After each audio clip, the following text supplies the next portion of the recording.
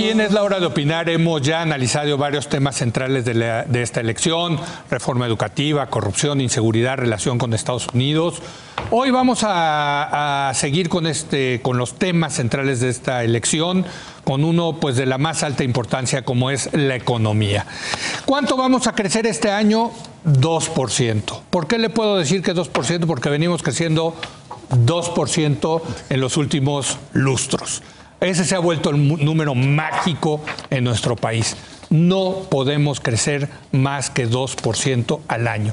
Y esto, Javier, a pesar de que se hicieron las reformas estructurales, a pesar de que el gobierno esperaba que íbamos a estar creciendo al 5 o 6% en este año. Esa era la gran apuesta del gobierno de Peña Nieto, ¿no? Sí. La economía, ¿por qué no podemos crecer más, Javier? No, bueno, es un debate eterno, pero en efecto yo diría que es un muy buen momento para reabrir en serio ese viejo debate. Es decir, yo sí siento que en su momento se dio un debate que ganó una cierta visión, que es la visión que ha sido la dominante los últimos 30 años, y creo que es momento nuevamente de abrir el debate y tratar de analizar si el modelo que hemos seguido sigue siendo el bueno. El llamado neoliberal. Ok, es una palabra que a mí otra vez me gustaría que fuera usada de manera neutral, pero tiene ciertas connotaciones. Pero llamémosle neoliberal para llamar de una manera. Yo sí creo que el desempeño económico que hemos tenido en cuanto a crecimiento, en cuanto a empleo, en cuanto al salario mínimo y real y su comportamiento, en cuanto a desigualdad, en cuanto a pobreza, en cuanto a estabilidad macroeconómica, o sea, si hay historias importantes positivas, en cuanto a las reformas, que también las podrías ver como algo positivo, en cuanto al Tratado de Libre Comercio, que también lo podrías ver como algo positivo. Es decir, reabrir todos esos rubros y volver a tener esa discusión. Yo vi un cachito, tristemente no encontré el debate entero, y además creo que es un gran momento para tenerlo. Vi un debate entre 3 representantes de 3 candidatos que discutieron este tema: Salomón Chertorivsky por parte del Frente, muy interesante. Luis Madrazo por parte de MID y Gerardo Esquivel por parte de Morena. Hay que felicitarlos a los 3, son 3 economistas de primera, inteligentes, sensatos, elocuentes, y qué bueno que se esté dando esos debates a ese nivel. ¿Hubo diferencias? ¿Cómo no? Muchas similitudes, yo diría, entre el Frente y Morena, en cuanto a su diagnóstico y sus propuestas. Ambos, obviamente, hablando del desastre que han sido los últimos 30 años, pero yo diría que Salomón argumentando que no se trata de cambiar el modelo, sino de hacer ajustes al modelo y sobre todo introducir piezas que faltaban en el modelo, y él sobre todo le pone énfasis a la pieza del combate a la desigualdad y a la inversión pública. Gerardo Esquivel también menciona esos 2 temas, pero tal vez le pone un poco de mayor énfasis además al tema de reorientar el gasto, no solamente para la inversión pública, sino también a programas sociales, y destacó el tema de los jóvenes. Pero 3 personas muy calificadas. Y Madrazo, digamos, en la continuidad. Bueno, Madrazo... O sea, Luis Madrazo, representando a MID en la continuidad, ¿seguirá haciendo lo que venimos haciendo? Bueno, porque claramente no puedes nada más decir eso, ¿no?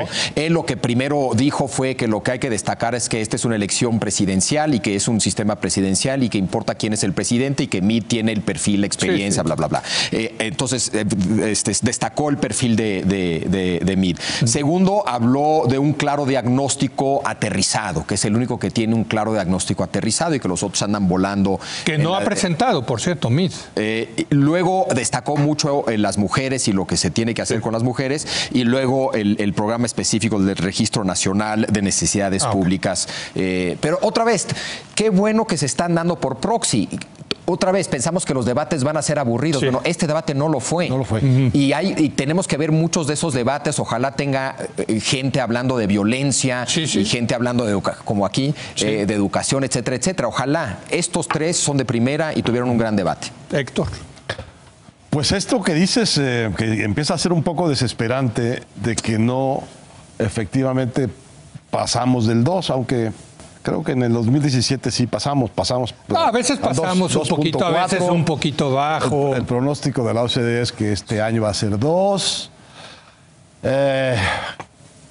pero no hay ese instrumento que detona la economía mexicana y la vuelve pues una economía que pueda crecer al 4 y al 5. Sí. Entonces, ¿qué es lo que falta ahí? La verdad es que es la gran pregunta para la que nadie tiene respuesta. Entonces, yo pues de economía no sé mayor cosa, pero lo que yo pienso es que si no hay inversión,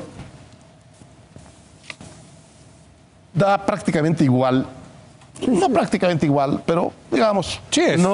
si no hay inversión, no hay. Entonces, tú has recordado muchas veces en esta mesa el desastre de gestión pública que mantiene la inversión pública del gobierno federal en porcentajes similares a los de los años 30. Sí, antes de la Segunda Guerra Mundial. Después de una década en la que tuvimos unos excedentes petroleros Sí. varias veces mayores que los de la época de López Portillo. Sí. Entonces, la primera cosa que hay que preguntar es ¿por qué estos gobiernos de la democracia, teniendo esos excedentes gigantescos, años en que el petróleo llegó a valer $100, no trasladaron una buena parte de ese gigantesco ingreso a inversión pública? No hay gran secreto en eso, ¿no? Infraestructura, calidad del equipaje urbano. Hay un tema ideológico, etcétera. Entonces, esa es la primera pregunta. Y la segunda es una que ha insistido siempre Jorge, y la inversión extranjera, ¿en dónde está, digamos, la gran oferta para la inversión extranjera?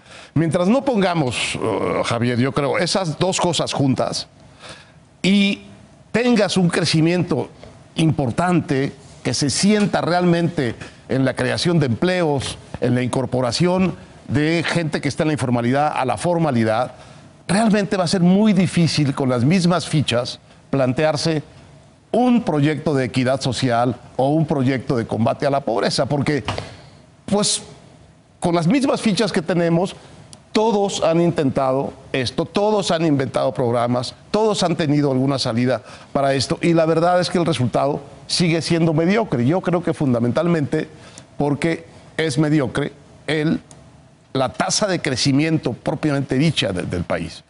Entonces, la verdadera respuesta tiene que ser, ¿cómo vas a hacer para crecer no al 2%, sino al 4% o al 5%, sí, de una manera continuada? Bueno, si yo recuerdo bien en esta mesa, alguna vez dijo Raúl Feliz que cada punto del PIB de crecimiento necesitaba $50,000 millones de inversión. Bueno, pues esa es la meta.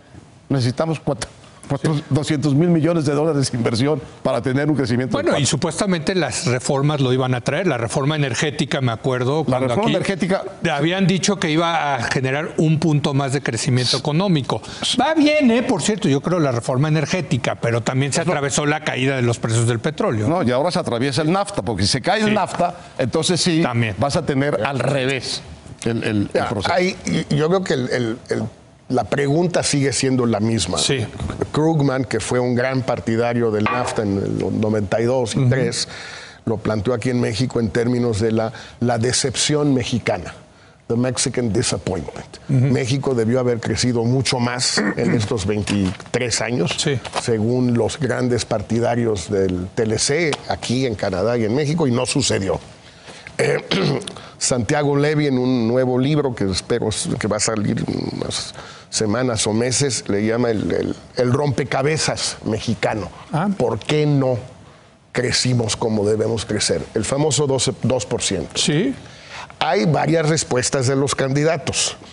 En el fondo, la de López Obrador, entiendo yo, es que hay que volver al esquema anterior, corrigiendo los errores que pudieron haber existido en el esquema anterior, y anterior se refiere a antes de 82, digamos, donde el papel primordial de motor del crecimiento económico es el Estado. Si entiendo bien, Meade básicamente dice hay que seguir por el mismo camino, con pequeños ajustes, pero sobre todo tener la paciencia de esperar ahora sí las reformas estructurales van a traer ese crecimiento. Y el ahora sí, pues es el ahora sí del TLC, el ahora sí de la recuperación del 95, el ahora sí de la alternancia de Fox y Calderón, pues esos ahora sí no han funcionado, pero bueno. Levy dice una cosa un poco más original que ojalá Salomón Chertorivsky vaya también entendiéndola bien y tiene el enfoque que yo creo que es correcto, que es, en el caso de Salomón, vincular muy claramente la política social a la económica.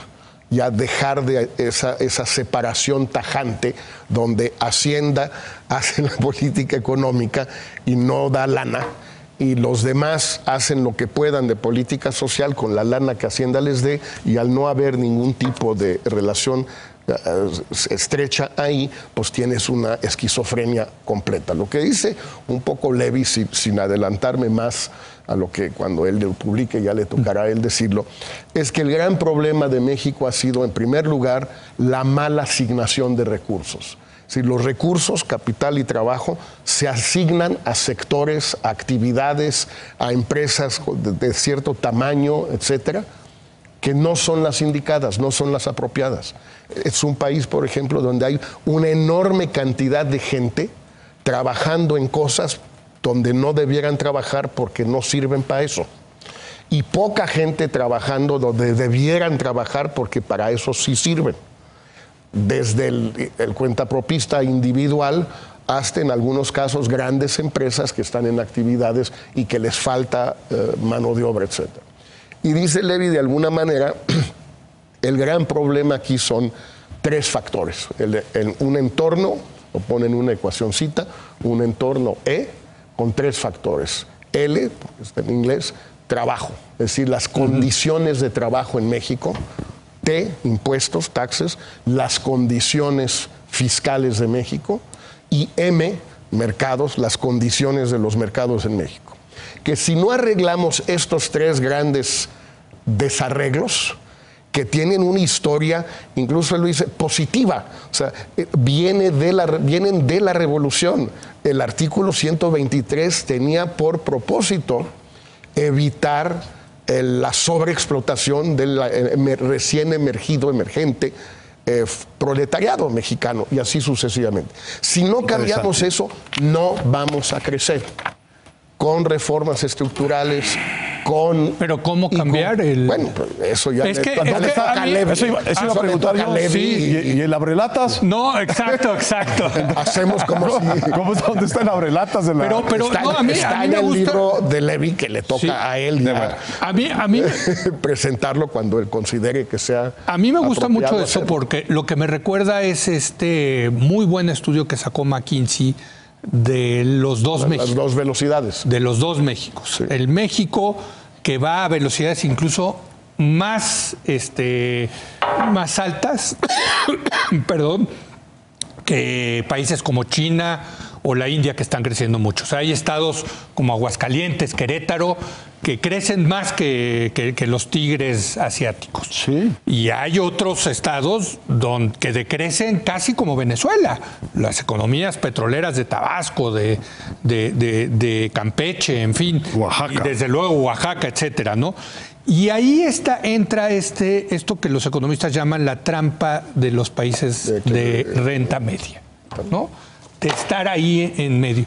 Y a mí me parece muy interesante porque el único país que ha logrado en las últimas décadas salir de países de la renta media y convertirse en un país desarrollado ha sido Corea del Sur. ¿Y cómo lo hizo Corea del Sur? Con la educación. O sea, el tema económico pasa por fortalecer la L, el labor. ¿Cómo haces que la labor, que los mercados laborales sean más productivos? Capital humano. Pues capital humano. Sí. Sin lugar a dudas es una variable, capital pero humano. No hay que buscar una y solo una, como en su momento fue la reforma energética, Leo. Yo te diría que inversión pública, yo te diría crédito. Hasta ahorita no hemos hablado de crédito. Ese es un problema en México. Sí. Yo creo aunque que ha subido mucho. Es un problema de Estado de Derecho. Bueno, no solamente Santiago Levy. Yo creo que hay mucha gente, y yo diría que hay mucha gente que viene diciendo esas cosas desde las últimas 3 décadas. Sí. Jaime Ross, es decir, Santiago Levy tiene la cachucha del economista programa lo suficientemente ortodoxo, que genera credibilidad y lo escuchan gente que jamás escucharía a Jaime Ross, tal vez. Sí. ¡Qué mal! Que no escuchen a Jaime Ross. Yo creo que estas cosas las vienen diciendo mucha gente. Por eso siento que hay un momento, incluso el Banco Mundial, el BID, donde está Santiago Levy. Es decir, yo creo que ha habido un cambio en el viejo paradigma a nivel global, en las instituciones importantes. Sí, de que solo los mercados... Que debería ya permitirnos tener esta discusión acá. Pero hablan de muchas cosas. Hablan de Estado de Derecho, hablan de reforma educativa para mejorar la productividad. O sea, si digamos, la agenda de las instituciones tipo Banco Mundial, Fondo Monetario Internacional, Banco Interamericano de Desarrollo, ha cambiado a otras cosas que antes era... ¿no? Estabilidad macroeconómica, ¿no? Apertura a mercados, etcétera. El estudio de McKinsey se queda a nivel micro. Y de esas se trataban las reformas estructurales, que los problemas eran a nivel micro. Y el argumento de Ross. La crítica de Ross es, a ver, hay un problema a nivel macro también.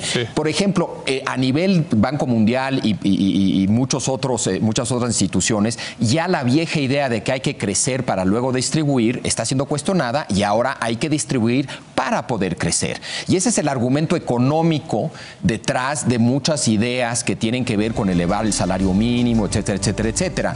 Es un argumento no solo de justicia social, sino es un argumento económico, al parecer cada vez con mayor sustento en cuanto a estudios, etcétera. Entonces, yo creo que la mesa está puesta, tal vez no los tres candidatos que tenemos, pero sí Gerardo Esquivel, Salomón Chertorivsky y Luis Madrazo, para que tengan esta discusión y la tengan muy pública. Bueno, vamos a hacer una breve pausa y regresamos en este análisis de los candidatos y las propuestas en materia económica. Regresamos en un momento más.